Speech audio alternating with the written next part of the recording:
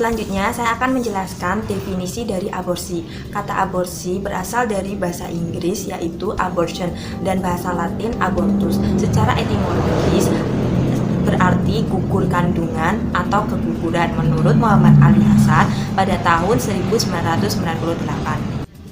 Aborsi dalam bahasa Arab yaitu ijad, yang berarti menjatuhkan, membuang, melempar, atau menyingkirkan.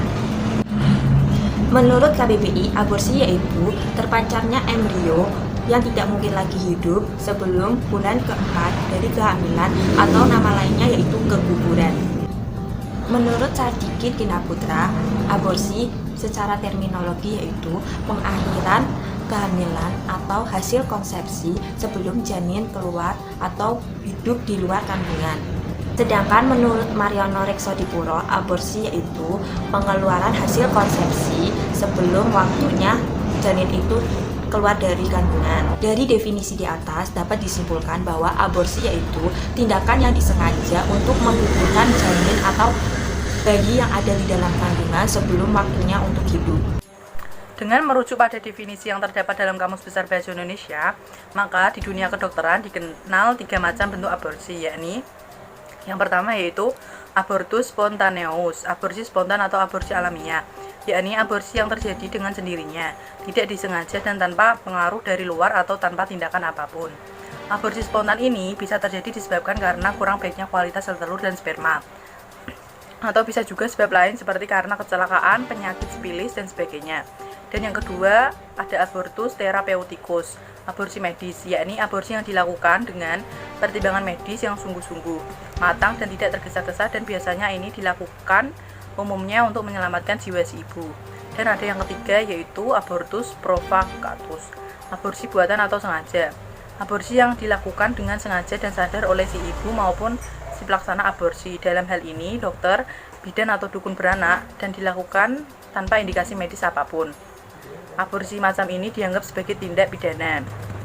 Aborsi terakhir inilah yang sering disebut dengan aborsi ilegal dan diancam hukuman, baik pidana maupun hukum Islam.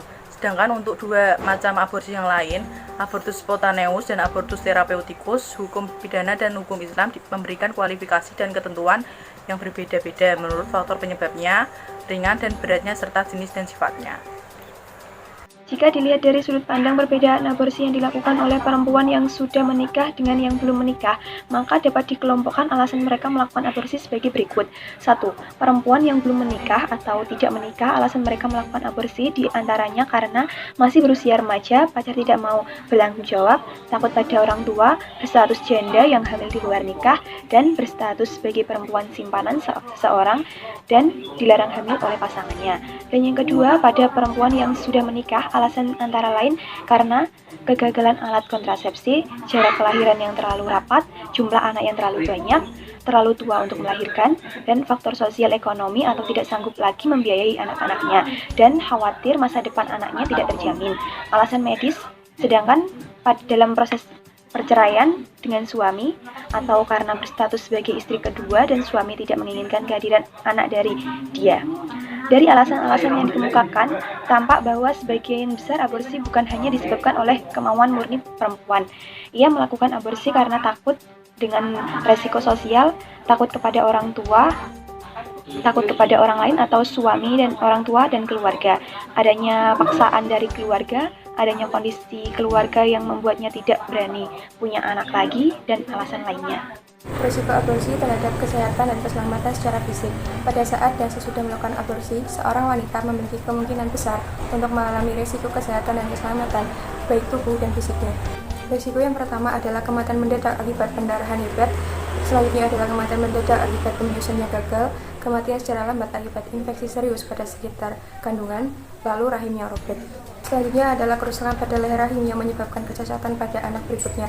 Lalu adanya kanker payudara akibat ketidakseimbangan hormon estrogen, lalu adanya kanker hati, kanker dinding telur, dan kanker leher rahim. Selanjutnya adalah kelainan pada plasenta yang akan menyebabkan cacat pada anak berikutnya dan pendarahan hebat saat terjadi kehamilan berikutnya. Selanjutnya mandul, infeksi pada rongga panggul, dan infeksi pada lapisan rahim.